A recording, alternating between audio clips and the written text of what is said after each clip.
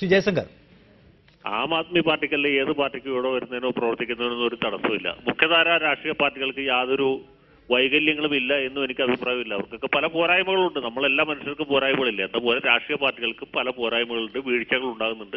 പ്രത്യേകിച്ച് ആം ആദ്മി പാർട്ടി വരുന്നതിനെ കുറിച്ചല്ല, ആം ആദ്മി പാർട്ടി പോലെയുള്ള ഒരു ബദൽ ഇതിനെല്ലാം ഉപരി മറിച്ച് ഇതിനെല്ലാം എതിരായി ഉണ്ടായി വരേണ്ട ഘട്ടം ഇവിടെ ഉണ്ടോ എന്നതാണ്.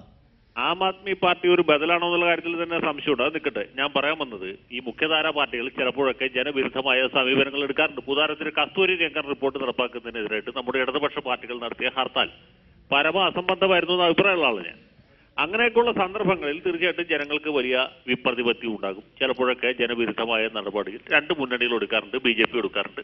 മുഖ്യധാര രാഷ്ട്രീയ പാർട്ടികളുടെ തെറ്റുകൾ തിരുത്താനുള്ള ഉത്തരവാദിത്വം മാധ്യമങ്ങൾക്കുണ്ട്, മറ്റ് പാർട്ടികൾക്കുണ്ട്, ഇതുപോലെയുള്ള പുതിയ പ്രസ്ഥാനങ്ങൾക്കുണ്ട്, ഫേസ്ബുക്കിലൂടെ പ്രതികരിക്കുന്ന സുഹൃത്തുക്കൾക്കുണ്ട്, നമുക്ക് എല്ലാവർക്കും ഉണ്ട്. കാരണം ഈ പോരായ്മകൾ ചൂണ്ടിക്കാണിക്കുന്നതിനാണല്ലോ ജനാധിപത്യം എന്ന് പറയുന്നത്. അല്ലാണ്ട് 5 കൊല്ലത്തിലൂടെ തെരഞ്ഞെടുപ്പ് നടക്കുന്നത് മാത്രമല്ല.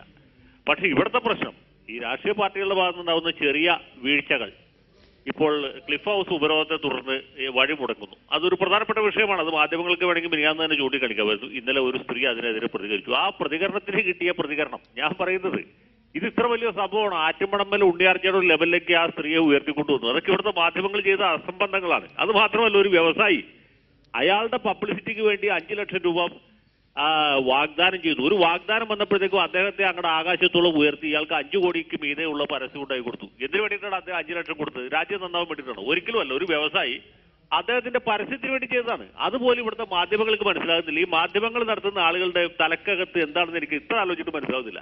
അപ്പോഴത്തേക്കും എല്ലാ ചാനലുകളും അതിനെക്കുറിച്ച് ചർച്ച നടത്തുന്നു, അതിനെക്കുറിച്ച് അഭിപ്രായം സ്വീകരിക്കുന്നു. പിന്നെ അദ്ദേഹത്തെ പുകഴ്ത്തി ഏതാണ്ട് സ്വർഗലോകത്തോളം ഉയർത്തുന്നു. ഇദ്ദേഹത്തെ പോലുള്ള മാലാഖമാരില്ലെങ്കിൽ ഇവിടുത്തെ ജനാധിപത്യം ആകെ കുഴപ്പത്തിലാകും. ഞാൻ പറഞ്ഞ സ്ത്രീ പ്രതികരിച്ചാൽ എനിക്ക് മനസ്സിലാവും. അവരുടെ വഴി മുടങ്ങി സ്വാഭാവികമായിട്ടും പ്രതികരിച്ചു.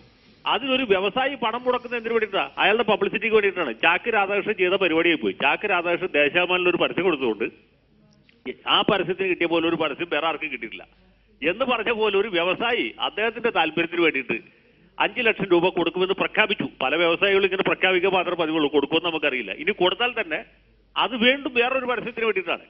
അപ്പൊ ഇതുപോലും മനസ്സിലാക്കാൻ പറ്റാത്ത ആളുകളാണ് ഇവിടെ മാധ്യമങ്ങൾ നടത്തുന്നത്. എന്തൊരു ദയനീയമാണ് ഇവിടുത്തെ കാര്യം. എന്നിട്ട് നിങ്ങൾ ജനാധിപത്യത്തെ കുറിച്ച് പ്രസംഗിക്കുകയും ചെയ്യുന്നു. ലജ്ജാകരമാണ്. മാധ്യമങ്ങളാണ്